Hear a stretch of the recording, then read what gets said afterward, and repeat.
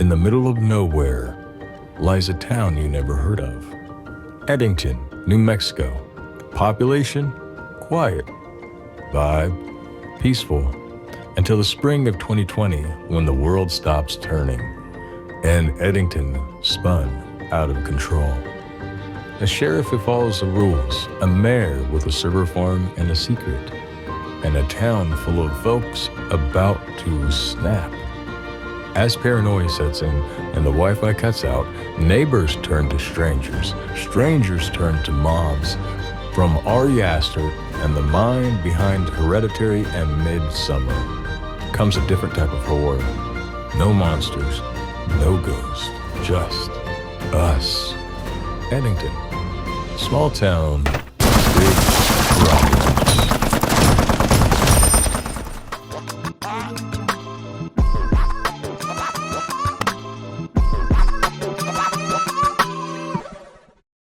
All right. Well, welcome to the Burnt or Buttered podcast. That's Stetson, and I'm Toast. Mm-hmm. And we are going to talk about a movie that I had no idea was coming out. And I had no idea what it was about. This movie is called Eddington. Eddington. And yeah, we both had no expectations going into this. I saw a glimpse of a TikTok of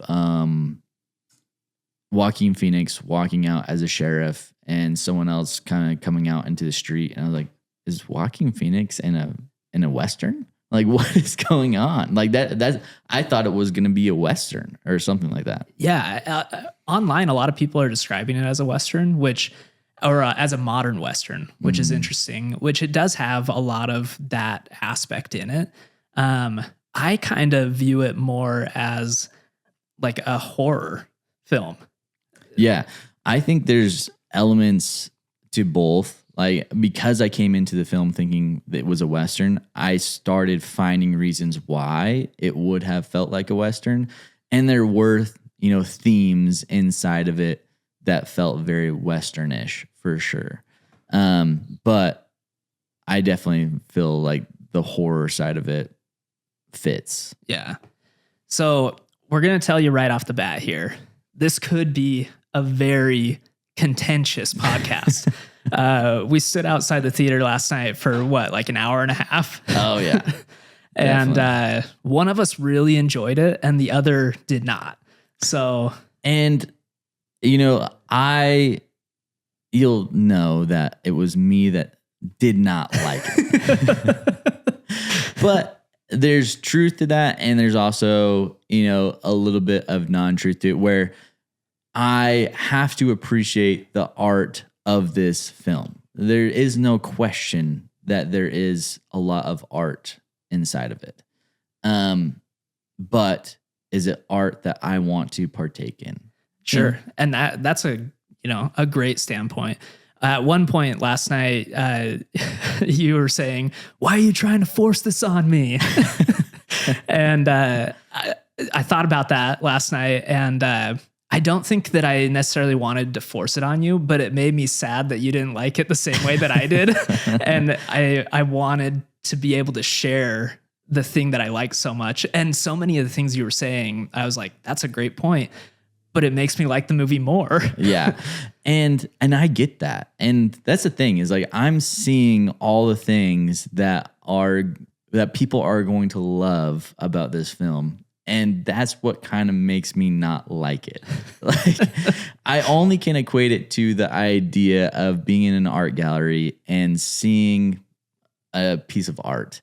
And there's people standing around this piece of art that's like, oh, this is revolutionary. This is amazing. This is crazy. Like, how did they ever think about this? And it's a banana taped to the wall.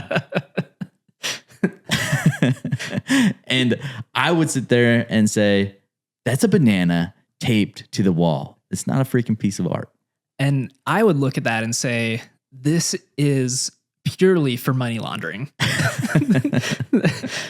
Which a lot of fine art is. It's purely for money laundering.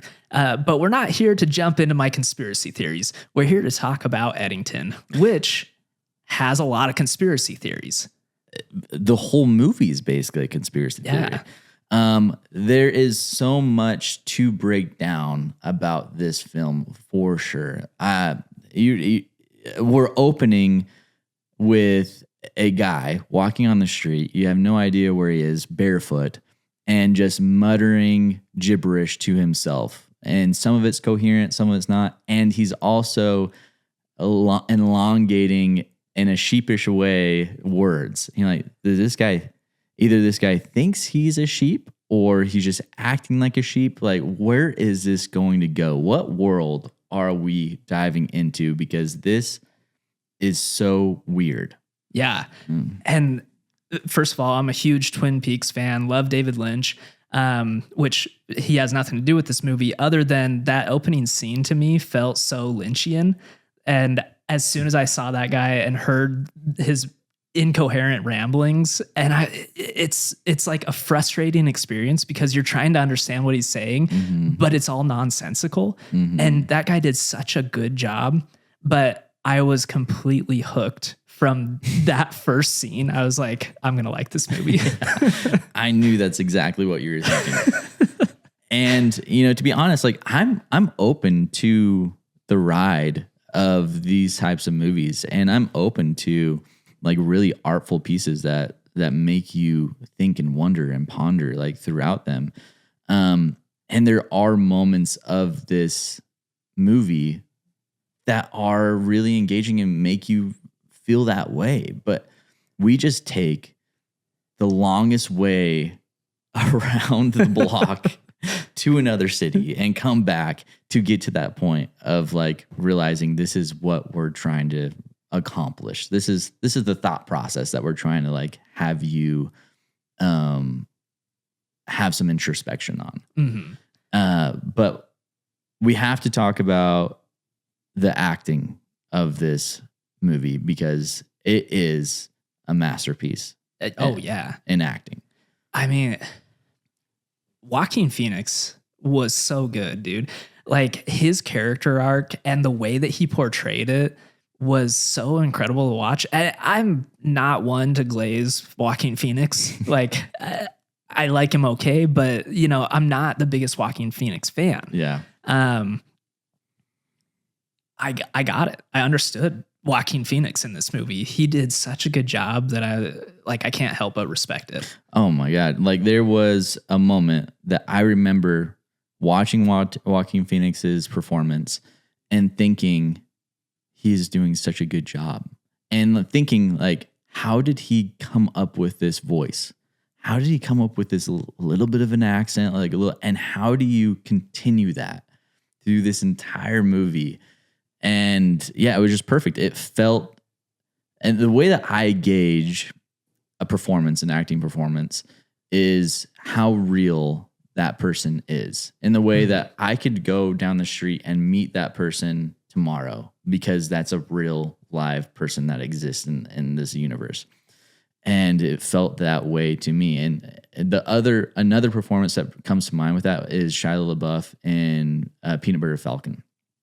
That was such a real guy. Yeah. You know, that you're just like, if that guy does not exist, the world's not right. But Austin Butler was another standout. That he has a small piece of this film, but an incredibly thought-provoking, random mixture that throws so much dynamic into so many different characters' lives, that messes up so many different characters' lives in a crazy subtle way.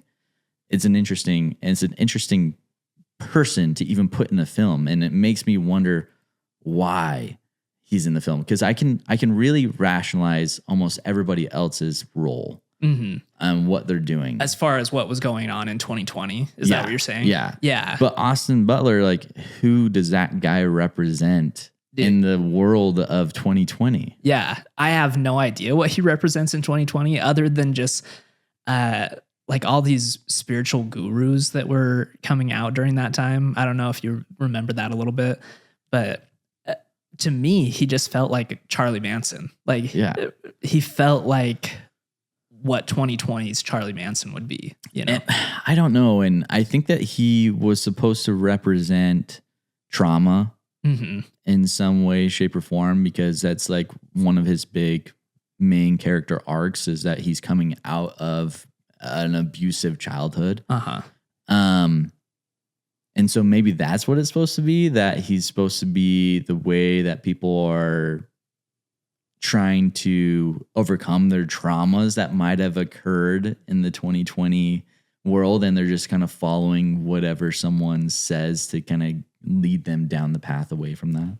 So I kind of saw this movie afterwards when I was thinking about it. I kind of saw it as everybody during that year or in that movie was trying to find meaning, you know? And realistically, I don't know if there is meaning to find between that in that year, but everybody was trying to find meaning in their lives. And at the end of the movie, you realize none of these people actually had meaning. They were just trying to look out for themselves. And like, I don't know. It was such an interesting thing how nobody was really, everybody's just out to prove a point, you know? I think I like that. I like that thought process a lot. And to kind of piggyback off that thought process, I think just the people in this film are looking to get notoriety in some way, shape, or form, right? Like the sheriff, who's kind of a nobody, doesn't have a spine at home, kind of has to stick up for himself. But whenever push comes to shove, he doesn't really do anything until later in the movie, where he's just like, I'm done being this guy, you know? But even him, he realizes like, I have something to say and I have something to stand for, and I'm just going to stand for it. And that's where I think a lot of the movie is about that, of either I'm going to stand for conspiracies, or I'm going to stand for like overcoming your trauma and abuse, or I'm going to stand for other people's rights, and you know, the Black Lives Matter, or right, or whatever. Which I don't even have a right to stand up for this, but I feel like I need to, because somebody should. I know. They did. The ridiculousness of a lot of the scenarios that came out in that year were illustrated so well in this, where I hope that people can really retrospectively look at this and say, yeah, that was ridiculous. Yeah. Why did we do that? Yeah. Why did we just follow in this shape, this form and shape, or whatever it is? Why did we ostracize our family and our friends and everyone else based off of something that we didn't understand? Yeah. You know, like there's so much in that where you're looking at nobody really was right. You know, there's a little in this bits. movie for sure. Yeah. Nobody was right. Well, and I think like, yeah, looking at the movie in general, like it just illustrates that maybe the whole theme of the movie is just illustrating that everyone only cares about themselves. You know, like, because even in the idea of the mask and everything else, it's all about, oh, you're saving other people. If you put on your mask and someone's infected, then you have a 75% likelihood of getting infected or whatever it is. But it's always about like me. Well, right? Yeah, exactly. And that's like, it's such a good illustration of 2020, because 2020 was so isolating. You know, everybody had to be wearing masks. You couldn't tell what their facial expression was. You know, like a lot of your nonverbal cues were gone. You had to just try to listen real good. But it was so isolating, and there were so many voices that were being thrown at you, and so many stats, and so many, this is wrong, that's wrong, you know, and so many things to be mad about. And I feel like that's what they portrayed so well, like with the mother-in-law that was just yapping the whole time. Oh man. Yeah. And you're not even supposed to really pay attention because she's in the background, but she's just constantly throwing stuff at you. And that's eventually what causes Joaquin Phoenix to snap a little bit. She's like, where's your anger? Why aren't you mad? And then he goes to the grocery store and he starts showing his power, you know, which was just so interesting. Like these two men are so petty and so just weak. Yeah. Well, we can like completely opposite ways. And I thought that was an interesting dichotomy that you have of the public showing version of somebody and the private version of somebody. Yeah. And you can see in Pedro Pascal's like public, he's all for everybody else and all for public safety and all for just doing the right thing because it's the right thing. And then his private life, he really doesn't care at all about anyone but himself. And he doesn't believe anything that he stands for out, in the public. He's literally just doing it to have power to get what he wants, which is this solar, this server company or whatever the solar company, the server company is. Solid gold Magikarp. Yeah, whatever that is. And that was never explained, but somehow magically ends up being the most purposeful thing at the end of the movie. And but then you have Joaquin Phoenix, the sheriff, who publicly is supposed to be this dominant, like stand up for what's right and do everything that, I'm not going to back down to the man, type idea. Then at home, he's the most soft, like pushover that there ever was, and literally just is begging to get any type of attention from his wife that she toxically withholds from him whenever she wants. All the time. I think she's not attracted to him. Yeah. And, but he's just sitting there just begging. And then the mom, all she does is just talk down to him nonstop over and over again.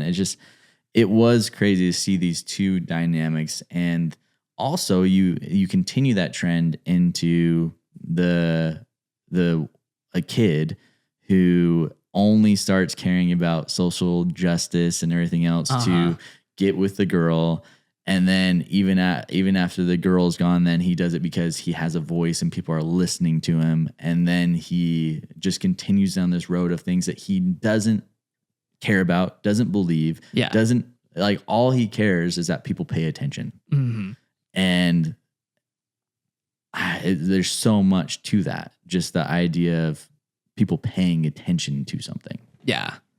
And another thing that I love about the writing in this movie is the parallels. At the beginning, Joaquin Phoenix is trying to get his wife to understand, I want your mom out of this house. She was only supposed to be here till April. It's May.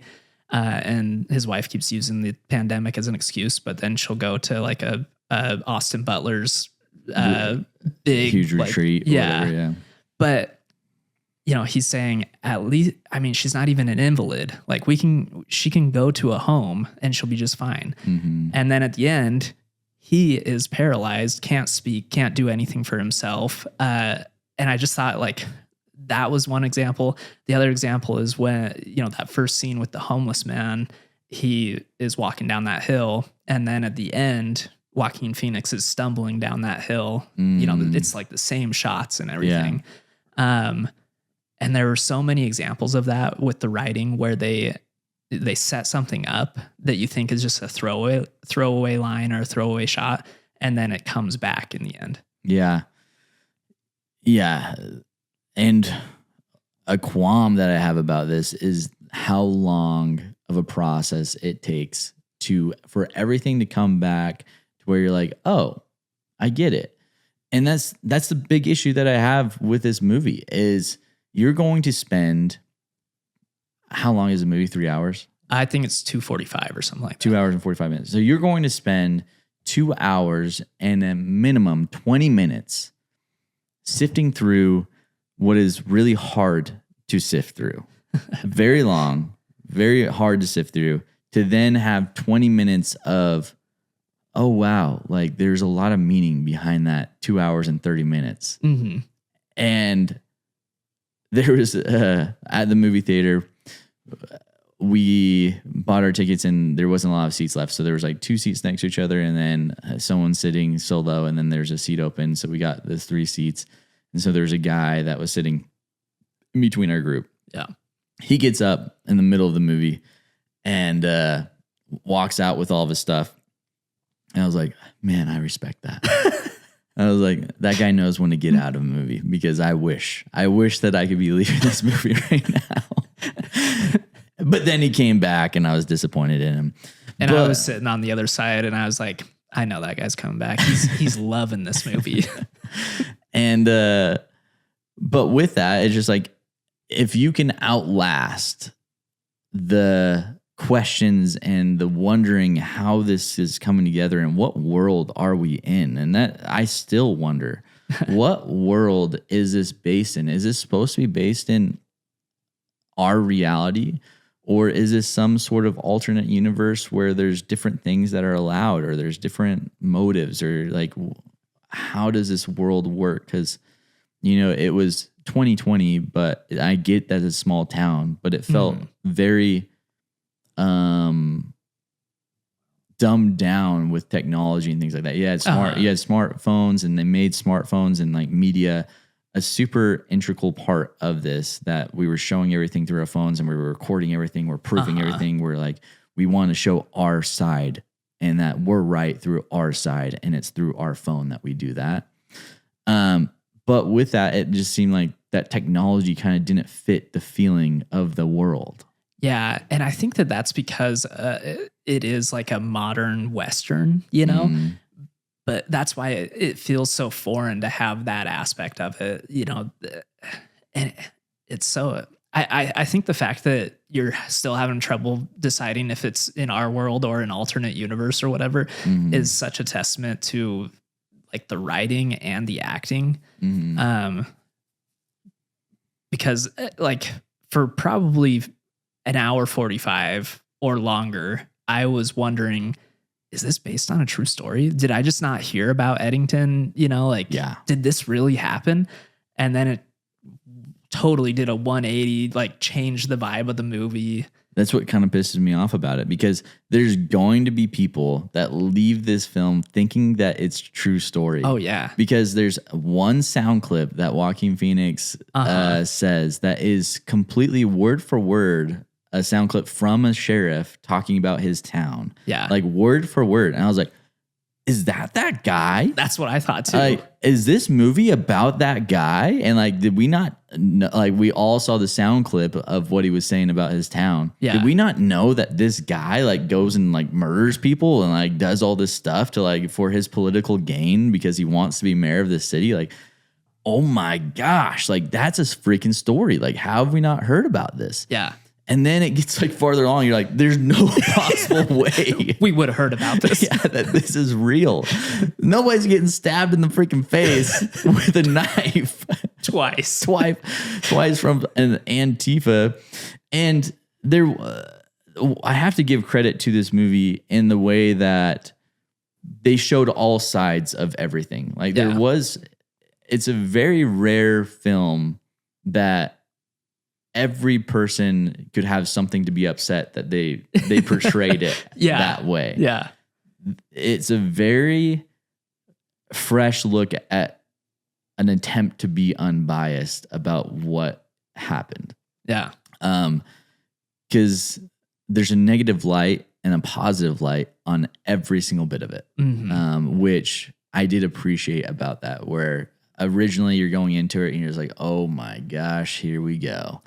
We're just going to see how Hollywood thinks of the pandemic and how everyone's horrible because they didn't wear a mask, and Joaquin Phoenix is going to be the devil because he doesn't want to wear the mask, and people are going to die and whatever it is. But it turned out to be completely different, and it takes you on a lot of journeys that you're not expecting. Yeah. And, you know, we've been talking about how it's COVID related and it's based in 2020, but COVID is such a minor part of it. It's like a side story that, you know, at first they pose it as this movie is about COVID, you know, and then it just becomes about so many different things. There's everything that you could ever think about in this movie. As far as like a divisive idea of what happened in 2020. But like you said, 3/4 of the way of this movie, COVID doesn't exist anymore. It does not matter. Like no one cares. but also the whole world besides a few characters disappear 3/4 of this movie too. Yeah. Like as soon as the mayor gets killed, it just doesn't matter anymore. Mhm. Like it's all about that story and what's happening. Like the townspeople, everyone else, who Right. cares? Again, isolation, Mm. like it's a wide scope and it just narrows down to like even the end, you're just seeing it through Joaquin Phoenix's eyes, Mm. But yeah, so interesting. Well, do you have anything else you want to bring up? I mean, there's so much that you could talk about, and we've just scratched the surface of the depth that you can go into these characters for sure. Oh yeah. But at a certain point, you're kind of just reiterating the ideas, like going deeper into the ideas that you've kind of already talked about. Which is what the movie does too, Yeah. which I'll just say one last thing about it. It does drag a little bit. But I felt like that added to why I liked it because it felt like an accurate portrayal of that year. Like that year felt like it took forever. And since then, it just feels like so fast, which is how the movie ended. It just went so fast at the end. Yeah. I can't disagree with you completely because I'm looking back at the film and there's times where you're just like, I wish this was over. I wish that this would end. But then looking back at it, you're like, could we take away that scene? And how much depth from that character would be taken away if we took away that sequence? Mm-hmm. And then you look at another one that kind of dragged on and you're like, if we took that away, what would we lose? And then you see a lot more that you lose. And so it's hard to say that, yes, they should have made it way shorter and way faster paced and whatever it is, looking retrospectively back at it. And that's why I say, like, you have to sit 2 hours and 20 minutes into this movie to appreciate the whole movie. Yeah. But it's painful at times to freaking sit through that 2 hours, 20 minutes. At least for me, it was painful. Not for me, but I understand where you're coming from on that. Mhm. Especially after we've talked about it for an hour and a half last night. Well, let's put a rating on this thing. I am going to give this I'm going to give it a 4.0. Whoa. Last night when we walked out of the theater, I thought you were going to give it a 1. I have to give it a 4.0 in the way that it is a very artful piece.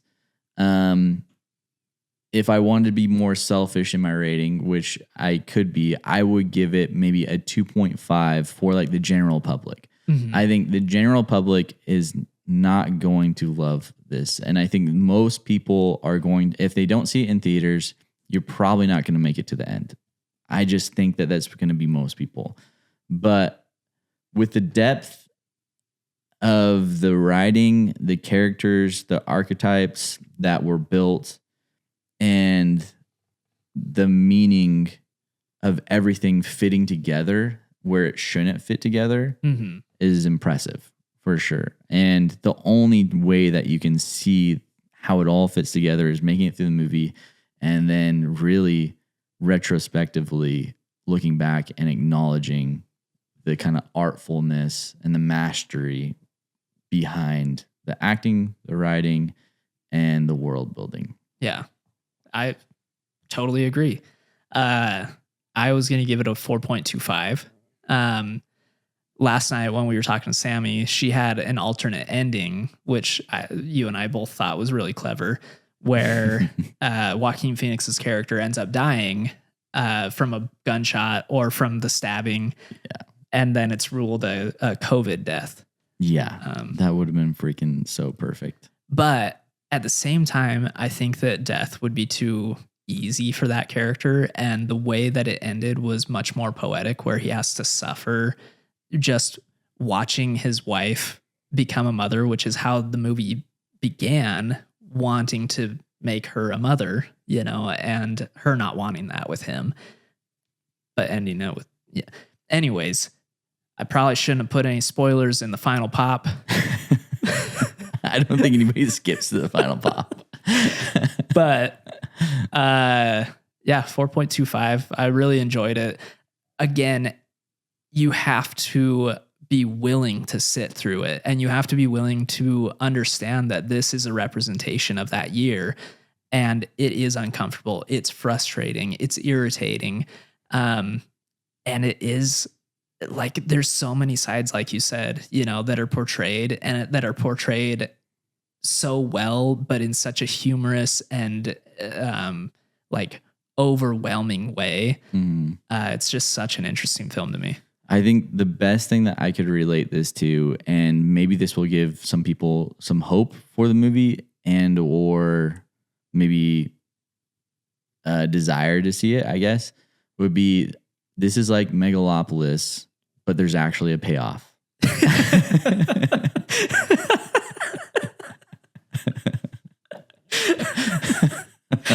Oh, man.